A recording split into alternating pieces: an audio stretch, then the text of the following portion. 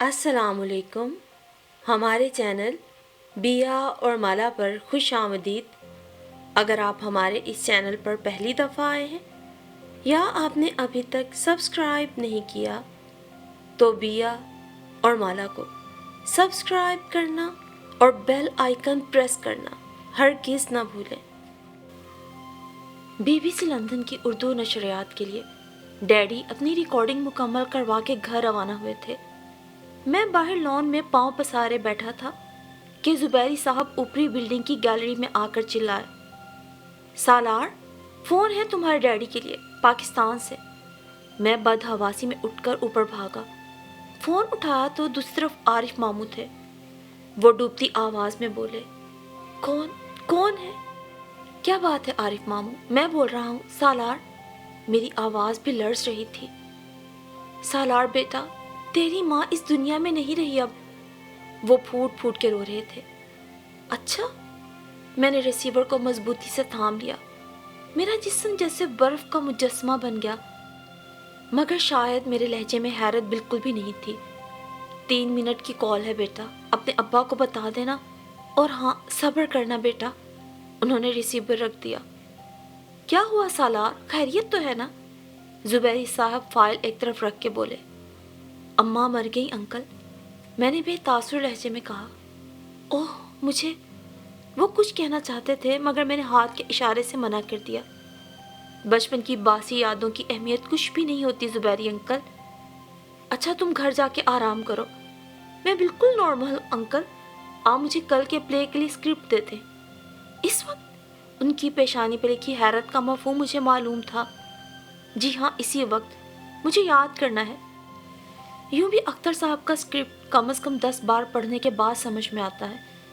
उन्होंने मुझे खामोशी से स्क्रिप्ट थमा दिया और मुझे गौर से देखने लगे, जबकि मैं बेतासुर चेहरे के साथ दफ्तर से बाहर निकलता चला गया। घर पहुंचा तो डैडी न्यूज़ देख रहे थे। फातिमा मम्मी किचन में कॉफ़ी फेंट रही थी। मेरे कदमों की आहट पर उन्होंने पीछे मुड़ के देखा। सालार, तुम मुंह हाथ धो के फ्रेश हो जाओ, मैं कॉफ़ी लाती हूँ। ये सर्दी तो कम होने का नाम नहीं ले रही है। मैंने भी हाथों से दस्ताने उतार कर टेबल पर रख दिए, फिर कुर्सी पे बैठ के मोज़े उतारने लगा। तुम्हारी रिकॉर्डिंग कैसी रही? बस ठीक रही। जुबैरी तुम्हारी बड़ी तारीफ कर रहा था, कह रहा था तुम्हारी उर्दू की अदायगी बहुत अच्छी है।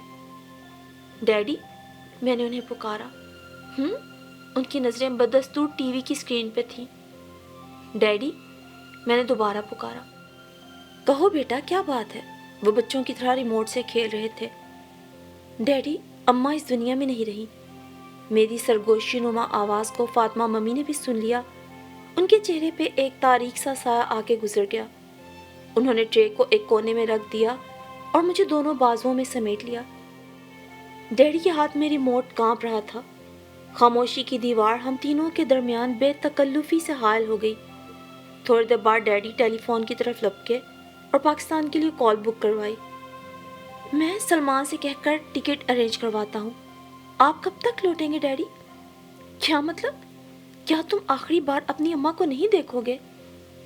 नहीं, इसलिए कि मेरे पास इतना वक्त नहीं है कि मैं गुजरे हुए वक्त को मुड़ के देखूं।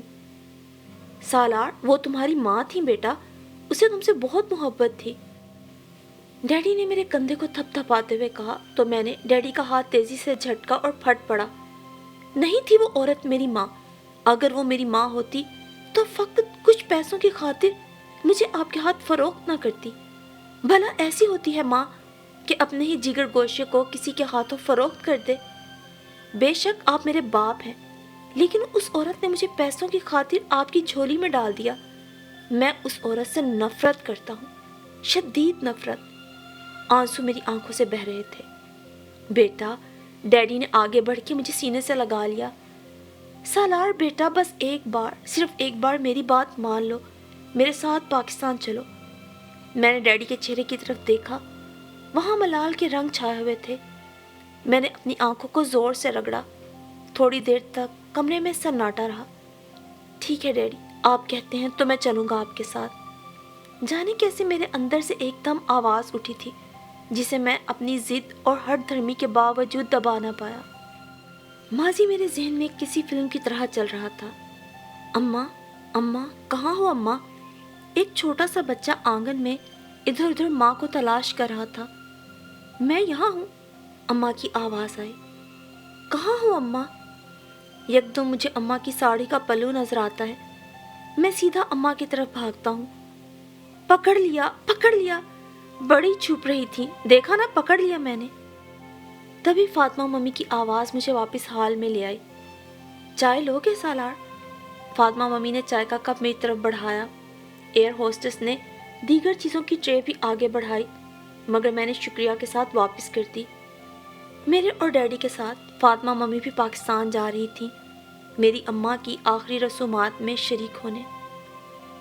کتنی دیر لگے گی کراچی پہنچنے میں؟ میں نے ڈیڈی سے پوچھا۔ 3 گھنٹے مزید ہیں، ڈیڈی کے لہجے میں عجیب سی اداسی گھلی ہوئی تھی۔ سامنے کی سیٹ پر ایک موٹا سا گول مٹول بچہ اپنی ماں کی گود میں گھسا جا رہا تھا، جسے دیکھ کر میں ایک بار پھر ماضی میں چلا گیا۔ کیا ہے سالار، ہر وقت گوند کی طرح چپکا رہتا ہے؟ اماں قمیض سینے بیٹھی تو میں فوراً ان سے الگ اماں کپڑے سینے والی مشین پہ کچھ جوڑے سینے بیٹھی تو میں فوراً ان سے لگ گیا۔ اسی وقت باہر والے دروازے پہ دستک ہوئی تو اماں چلائیں، عارف! ارے عارف بھیا، دیکھنا تو ذرا کون آیا ہے باہر، میں ذرا اب آ کے مشین پہ بیٹھی ہوں، بار بار اٹھا نہیں جاتا۔ عارف ماموں دروازے تک گئے اور جب لوٹے تو ان کے ہاتھ میں لفافہ تھا۔ لندن سے آیا ہے، عارف ماموں نے لفافہ اماں کی طرف بڑھایا۔ اچھا؟ اماں نے جھٹ پٹ سب کچھ چھوڑ چھاڑ کے لفافہ تھاما، فوراً چاک کیا اور جلدی جلدی بے صبری سے پڑھنے لگی۔ اماں کے چہرے پہ کئی رنگ گڈ مڈ ہو گئے تھے، ابتدا میں سرخ اور آخر میں سیاہ۔ لفافے کو مٹھی میں دبا کر وہ زور زور سے رونے لگی۔ اماں اماں! میں پریشانی سے اماں کو پکارنے لگا تو اماں سیدھی کمرے کی طرف بھاگی اور اندر سے کنڈی لگا لی۔ میں دروازے کو زور زور سے پیٹنے لگا اور جب اماں باہر نہیں نکلی تو رونے لگا۔ تھوڑی دیر بعد دروازہ کھلا تو اماں کے چہرے پہ مسکراہٹ تھی جو ہمیشہ ان کے چہرے پہ پھیلی رہتی تھی۔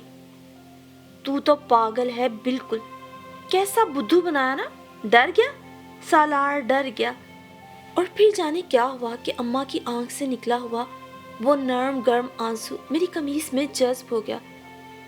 دن پھر ویسے ہی گزرنے لگے۔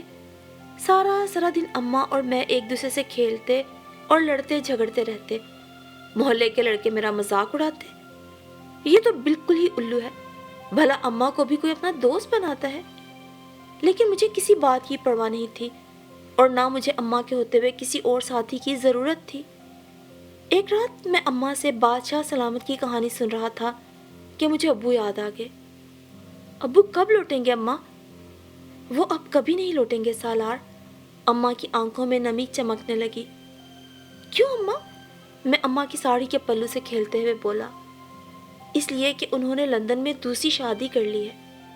تو پھر اچھا ہے نہ آئے، مجھے تو ویسے ہی صرف آپ اچھی لگتی ہیں۔ میں اماں سے لپٹ گیا۔ اس وقت اماں کے چہرے پہ ایک آسودہ مسکراہٹ تھی۔ گزر اوقات کے لیے اماں نے پاپڑ اور بڑیاں بنانا شروع کر دی تھی۔ سارا دن اماں بس اسی کام میں الجھی رہتی۔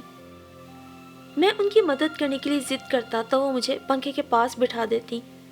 پاگل، آنگن میں اتنی دھوپ ہے، سیاہ پڑ جائے گا تو میری طرح۔ اماں تھوڑی دیر خاموشی سے مجھے تکتی اور پھر بڑبڑاتی۔ اچھا ہوا تو اپنے باپ پر گیا ہے، ویسا ہی گلابی رنگ، بڑی بڑی خوبصورت آنکھیں۔ شکر ہے پروردگار کا کہ میری بدصورتی کو میری اولاد کا مقدر نہیں بنایا۔ اماں کام کر کر کے کمزور ہو گئی تھی۔ تھوڑا بہت جو کبھی زیادہ کما لیتی تو وہ عارف ماموں اپنے نشے کے لیے لے اڑتے۔ سردیوں کی لمبی راتوں میں جب بار بار میری نیند ٹوٹتی تو میں دیکھتا اماں دھندلی سی روشنی میں پڑوس کی عورتوں کے کپڑوں پر کڑھائی کر رہی ہوتی تھی۔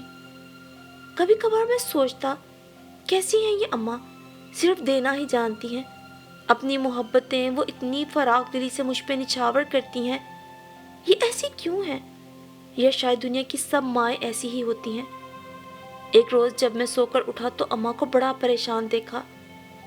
آج تو 11 سال کا ہو گیا ہے، تیرے ساتھ کے لڑکے تیسرے درجے میں پڑھ رہے ہیں اور تو؟ میں کیا کروں؟ کچھ تھوڑا بہت جو ہاتھ آتا ہے وہ خبیث عارف لے اڑتا ہے۔ मुझे नहीं पढ़ना वरना, मैंने जमाई लेते हुए कहा। दिमाग दुरुस्त है तेरा, इधर आ मेरे साथ। अम्मा मुझे सोने वाले कमरे में ले गई और मसहरी के नीचे से टीन का बक्स निकाला। ये तेरे अब्बू की किताबें हैं, मैं रोज इन्हें झाड़ पूंछ के साफ करती हूँ। इन्हें तूने ही पढ़ना है सालार। उन्होंने मुड़कर मेरी तरफ देखा। अम्मा की आंखों में नन्हे नन्हे सितारे चमक रहे थे। मैंने असबात में सर हिला दिया और अम्मा ने मेरे चेहरे के इतने बोसे लिए कि मैं लाल हो गया। अब अम्मा को एक नया ख्वाब सवार हो गया था कि मुझे अच्छे स्कूल में दाखिल करवाना है। अम्मा की आंखों के गिर्द हल्के बढ़ते ही जा रहे थे। एक बार तो मैंने अम्मा से कह भी दिया। अम्मा हंस पड़ी, फिर दुलार से मेरे बाल बिगाड़ के बोली, अल्लाह तेरी आंखों की रोशनी को और बढ़ाए, मुझ बदसूरत बुढ़िया को अब कौन देखेगा। इतनी मेहनत के बाद भी अम्मा का ख्वाब पूरा होता दिखाई नहीं दे रहा था। एक दिन शाम को अम्मा मेरे सर पे तेल डालकर मालिश कर रही थीं कि दरवाज़ा खुला और अंदर दाखिल होने वाले वो दोनों जो भी थे ज़मीनी मखलूक नहीं लग रहे थे। ऐसे खूबसूरत, निखरे निखरे और साफ चेहरे मैंने पहले कब देखे थे। वो शख्स जिसकी शक्ल मुझसे मिलती जुलती थी आगे बढ़ा। तुम सालार हो ना? बेटा मैं हूँ, मैं तुम्हारा डैडी। वो शायद मुझे बाजुओं में भरना चाहते थे, लेकिन मैं डर के अम्मा से चिमट गया। वो अम्मा के पास आए। ये फातिमा है, सालार अपनी छोटी मम्मी से मिलो। मैंने चोर निगाहों से अम्मा की तरफ देखा। वो हाथों में लगे तेल को साड़ी के मैले पल्लू से चुपके चुपके साफ कर रही थी। थोड़ी देर बाद अम्मा उठी और अंदर से कुर्सियां ले आईं। बार बार कपड़े से रगड़ रगड़ कर कुर्सियों को साफ करने के बाद उन्होंने फातिमा मम्मी का हाथ पकड़ के उन्हें कुर्सी पे बिठाया। आप भी बैठ जाएं, उन्होंने डैडी से आहिस्तगी से कहा। मैं चाय लाती हूँ। नहीं नहीं रहने दो, डैडी फौरन बोले। ये क्या बात हुई? घर आए मेहमान की खातिर तवाज़ो ना हो, क्या ऐसा मुमकिन है? अम्मा बावर्ची खाने में घुस गई। सालार बेटा यहाँ आओ। फातिमा मम्मी ने मुझे अपने पास बुलाया। जाने उनकी आवाज़ में कैसा सहर था कि मैं खुद ब खुद उन तक पहुंच गया। कितना प्यारा है ना? उन्होंने मेरे गाल को नज़ाकत से छूकर डैडी से कहा। बिल्कुल, मगर अब इसकी रंगत खासी झुलस गई है। तुम उसे उस वक्त देखती जब ये छोटा था, बिल्कुल अनार की तरह सुर्ख था। कौन सी क्लास में पढ़ते हो बेटा? फातिमा मम्मी ने पूछा। जी मैंने अभी स्कूल में दाखिला नहीं लिया। फातिमा मम्मी और डैडी मेरे जवाब पर एक दूसरे को काफ़ी देर तक तकते रहे। अम्मा एकदम बावर्ची खाने से निकली और आंगन में बैठी चिड़ियों को ज़ोर ज़ोर से चिल्ला के भगाने लगी, जो मूंग की दाल को अपनी चोंचों में भर के उड़ रही थी। डैडी ने उनके इस अमल पे नागवारी से मुंह बनाया। फातिमा मम्मी लाताल्लुक बनी बैठी रहीं, मगर अम्मा खसिया के बोली, बड़ी नदीदी होती हैं ये चिड़ियाएँ, गर्मी लग रही हो तो आप लोग अंदर बैठ जाएं। नहीं नहीं, हम यही ठीक हैं, डैडी का लहजा हुक्मिया था। अम्मा चाय लेकर आई तो मैंने बड़े गौर से कपों की तरफ देखा। ये कप अम्मा ने बड़े संभाल के रखे हुए थे। कितने ही मेहमान आए, मगर अम्मा ने ये कप नहीं निकाले। सबको टूटे हुए मगों में ही चाय मिलती। मैं सोचता था कि जाने कौन खुश नसीब होंगे जिनके लिए इन कपों को रखा गया है, और आज वो खुश नसीब मेरे सामने थे। फातिमा ठहर ठहर कर चाय के सिप ले रही थी। डैडी ने 2-1 घूंट लेके चाय एक तरफ रख दी और सख्ती से अम्मा से बोले, रहमत बेगम वैसे की वैसे ही हो तुम, जरा न तब्दील हो सकी इतने सालों में, और दुनिया कहाँ से कहाँ पहुँच गई, जबकि चाय बनानी तुम्हें अभी तक नहीं आई। अम्मा कुछ नहीं बोली, बस सर झुकाए दांतों से नाखून कुतरती रही। सालार तुम अंदर जाओ, मुझे तुम्हारी अम्मा से कुछ बातें करनी है। मैं उठ के अंदर चला गया। कितनी ही देर मैं अंदर ही रहा और फिर वहीं पड़े पड़े सो गया। सुबह उठा तो अम्मा मेरे साथ सो रही थी। उनका पूरा बदन पसीने में शराबूर था। अम्मा अम्मा, मैंने बेचैनी से पुकारा। हाँ, वो नींद में बुड़बुड़ाई। उठो अम्मा, दिन चढ़ आया है। अच्छा, वो फौरन उठ बैठी। रात डैडी कब गए थे? मैंने पूछा। कौन? डैडी? हाँ चले गए थे। सालार? जी अम्मा। कुछ नहीं, कुछ भी नहीं। वो दोबारा चादर लपेट के लेट गई। डैडी के जाने के बाद अम्मा के रवैये में बड़ी तब्दीली आ गई थी। अब वो हर बात बड़े चिड़चिड़ेपन से करने लगी थी। उस दिन जब उन्होंने मुझे खाने पे टोका तो मुझे बहुत बुरा लगा। मैं एक कोने में जाकर बैठ गया, मगर उन्होंने मेरी तरफ देखा भी नहीं। वो मुझे सुनाने को जोर से बोली। थक गई हूँ मैं बोझ उठाते उठाते, अब और सकत नहीं है मुझ में। बाप तो ऐश कर रहा है और बेटा जोंक की तरह मेरा खून पी पी के सांड बन रहा है। कितना कमाऊं, कितना ठुनसाऊं, पेट है कि भरता ही नहीं। मैं घुटनों में मुंह दे के धीरे धीरे सिसकने लगा। मैं कोई बच्चा तो न था, 11 साल का समझदार लड़का था।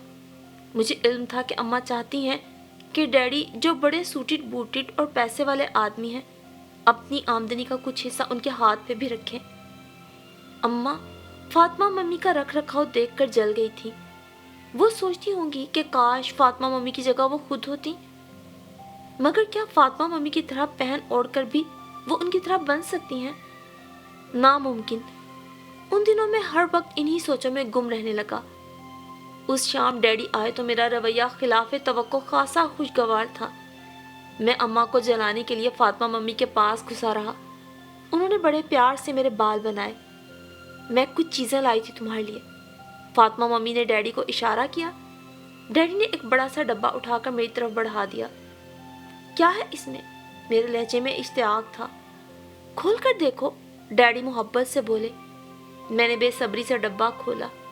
ओफो, इतनी ढेर सारी चीजें। ये भालू है, गाना गाता है, और ये गाड़ी है, रिमोट से चलती है, और ये डैडी एक एक चीज के बारे में बता रहे थे और मेरी आंखें हैरत से फैल रही थी। अगर इन चीजों को मोहल्ले के लड़कों को दिखाऊं तो वो जल जल के मर जाएंगे। और अम्मा, मैंने सर उठाकर देखा। अम्मा बड़े गौर से उन चीजों को देख रही थी। डैडी और फातिमा मम्मी अब हर दूसरे दिन चले आते थे। तकल्लुफ की जो दीवार हमारे दरमियान हायल थी, डैडी उसे दोस्ताना मिजाज से गिराने में कामयाब हो गए। उस सर्द शाम को मैं डैडी के साथ समंदर के किनारे कदम से कदम मिलाए चल रहा था तो डैडी मेरे हाथ थाम कर बोले, मेरा बेटा मेरे साथ लंदन चलेगा? मैंने हैरान होकर पूछा। वहां खूब ऐश कराऊंगा अपने बेटे को, आंखें खुली रह जाएंगी मेरे सालार की। मगर अम्मा, डैडी की परेशानी पे बल पड़ गए। तुम्हारी अम्मा को तुमसे मोहब्बत नहीं है सालार, वो तुमसे नफरत करती है। नहीं डैडी, अम्मा कुछ दिनों से चिड़चिड़ी सी हो गई हैं, लेकिन मैं जानता हूँ उन्हें मुझसे बहुत मोहब्बत है। मैंने पूरी यकीन लहजे में कहा। ये कैसे कह सकते हो तुम? बस मुझे पता है ना डैडी। सालार, जी डैडी, तुम्हें तुम्हारी माँ ने बेच दिया है, जानते हो? पूरे 50,000 वसूल किए हैं उसने तुम्हारे। नहीं, आप झूठ बोल रहे हैं। मैं उनका हाथ तेजी से झटक के दौड़ता चला गया। डैडी ने बड़ी मुश्किलों से मुझे पकड़ा। जब उन्होंने मुझे सीने से लगाया तो मैं हिचकियों से रो रहा था। डैडी ने कहा, तुम्हें यकीन नहीं तो जाओ अपनी माँ से पूछ लो। वो मुझे घर के दरवाजे पे छोड़ के चले गए। मैं अंदर गया तो अम्मा लालटेन की रोशनी में आंगन में बैठी पापड़ की थैलियां बना रही थी। अम्मा, क्या है? वो रुखाई से बोली। मुझे एक बात पूछनी है आपसे। बोलो। डैडी कहते हैं आपने मुझे 50,000 में उन्हें बेचा है। हाँ तो? वो काट खाने को दौड़ी। बचपन से अब तक जो तुझ पे खर्च किया है, क्या वो देगा तेरा बाप? 50,000 दे के समझता है बड़ा एहसान कर रहा है मुझ पे। नहीं अम्मा नहीं। मैं जमीन पे गिर के जोर जोर से चीखने लगा। अम्मा मुझे घुरती हुई अंदर चली गई। शाम को डैडी आए तो मैं उनके सीने में मुंह छुपा के रोने लगा। डैडी, मैं आपके साथ जाऊंगा, अभी इसी वक्त। मैं तुम्हें इसी हफ्ते अपने साथ लंदन ले जाऊंगा बेटा। डैडी ने भी मुझे तसल्ली दी। और फिर जिस शाम मैं लंदन रवाना हो रहा था, उस शाम मैं आखिरी बार अम्मा से मिलने आया। वो सर झुकाए पापड़ों को हाथों से मसले जा रही थी। अम्मा, मैं जा रहा हूँ। उन्होंने नजर उठाकर भी मेरी तरफ देखना मुनासिब नहीं समझा। मुझे आपसे नफरत है, शदीद नफरत। मैं आपसे मिलने कभी भी नहीं आऊंगा, कभी भी नहीं आऊंगा। जहाज कराची एयरपोर्ट पर उतर गया और मैं माजी से हाल में लौट आया। और फिर शहर की टेढ़ी मेढ़ी गलियां तय करते हुए हम उस घर के सामने रुक गए। वो घर जहां मेरी जिंदगी की बासी और कड़वी यादों का हजूम था। डैडी ने दरवाजा खटखटाया। आरिफ मामू ने दरवाजा खोला तो मुझे गले लगा के वहीं जोर जोर से रोने लगे। 24 घंटे बस सालार सालार किए जाती थी। छोटा सा आंगन अब भी उतना ही प्यारा था। एक बीमार से बूढ़ी मुर्गी कोने में मासूम शक्ल बनाए खलाओं में कुछ देख रही थी। नदीदी चिड़ियाएं बासी पापड़ और बड़ियों पर टूटी पड़ी थी। अंदर आ जाओ सालार, अपनी अम्मा को आखिरी बार देख लो। सब अंदर चले गए। अम्मा नीचे ही लेटी हुई थी। यूं लग रहा था कि वो गहरी नींद सो रही हूँ। उनके चेहरे पे वही धीमी सी मुस्कुराहट थी जो मुझे कभी बहुत अच्छी लगती। जाओ इनके पास, देख लो अपनी माँ को आखिरी बार, डैडी धीरे से बोले। नहीं, मैंने डैडी का हाथ सख्ती से थाम लिया। मेरी आंखों के गिर्द स्याह दायरे नाचने लगे। सालार, भूल जाओ बेटा, सब भूल जाओ। फातिमा मम्मी और डैडी मुझे धकेलते हुए अम्मा की तरफ ले गए और मैं मुंह ही मुंह में नहीं नहीं बुड़बुड़ाता हुआ अम्मा के नजदीक आ गया। जब मैं अम्मा के करीब आया तो बाकी सब लोग मेरी नजरों से दूर हो गए। यूं लगा कि ये सारी दुनिया सिर्फ अम्मा और मुझ तक महदूद है। माँ को अल्लाह ने कैसी ताकत और कितनी कुव्वत बख्शी है। आज अम्मा इस दुनिया में नहीं थी, पर मुझे ऐसे ही महसूस हो रहा था कि अम्मा आज भी जिंदा है। अम्मा का लम्स, अम्मा के जिस्म की गर्मी को मैं आज भी महसूस कर सकता था। मैंने अपना लरसता हुआ हाथ धीरे से अम्मा की सर्द पेशानी पे रखा। आवाजों का एक हजूम मेरे गिर्द चकराने लगा। सालार, सालार, सालार। अम्मा की आवाज कहीं आस पास ही भटक रही थी, लेकिन मैं बिल्कुल नहीं रोया। मेरे अंदर आंसुओं का समंदर बेकाबू हो रहा था, मगर मेरी आंखें सहरा बनी हुई थी। मैं उठ खड़ा हुआ। नफरत और मोहब्बत के दरमियान खड़े हुए शख्स को जिस अजाब से गुजरना पड़ता है, वो अजाब मैंने झेल लिया था। और फिर अम्मा की तदफीन और ख़त्म वगैरह के बाद जब हम लंदन वापस जा रहे थे तो लाउंज की तरफ बढ़ते बढ़ते डैडी एकदम रुक गए। मुझे तुमसे कुछ कहना है सालार बेटा। जी डैडी, कहिए, मैं सुन रहा हूँ। बेटा, अपनी माँ से बेवजह नफरत करते हो तुम। तुम्हारी अम्मा बहुत अच्छी औरत थी, बहुत बुलंद किरदार की औरत, बहुत नेक, बहुत मुखलिस। डैडी, हमारे मरने के बाद ना हर शख्स अच्छा ही बोलता है हमारे लिए। अब आप थोड़ा ही ऐसा कहेंगे कि मेरी अम्मा इंतहाई लालची खातून थी। उनके लिए पैसा औलाद से भी बढ़कर था।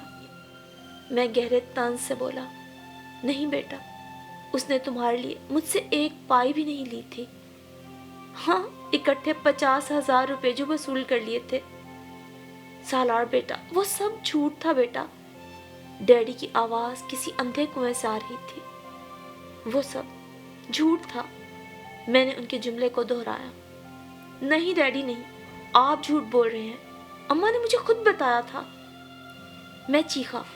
सामने से गुजरते हुए लोग बड़ी हैरत से हमारी तरफ देख रहे थे। मैंने बहुत बड़ा जुल्म किया है बेटा। उसने सिर्फ तुम्हारे अच्छे मुस्तकबिल की खातिर तुम्हारी जुदाई सही है। तुम्हें पढ़ाने लिखाने के लिए उसके पास पैसे नहीं थे। मैंने कई बार कोशिश की कि उसकी कुछ मदद कर सकूं, मगर वो बहुत खुददार औरत थी। उसने ही मुझे कहा था कि तुम्हारा मुस्तकबिल बना दूं। डैडी और भी जाने क्या क्या कहते रहे, लेकिन मुझे कुछ भी सुनाई नहीं दे रहा था। सिर्फ अम्मा का चेहरा आंखों के सामने घूम रहा था। अम्मा जो अब सिर्फ एक याद थी और बस। उसी वक्त फ्लाइट की रवानगी का ऐलान होने लगा। चलिए डैडी, फ्लाइट का वक्त हो गया है। मैंने बैग को कंधे पे लटकाया और थके थके कदमों से आगे बढ़ता चला गया। कभी कभी इंसानी रवैयों और लोगों को समझना हमारे लिए मुश्किल हो जाता है, हत्ता कि जन्म देने वाली माँ को भी। माँ कभी खुदगर्ज नहीं हो सकती, लालची नहीं हो सकती।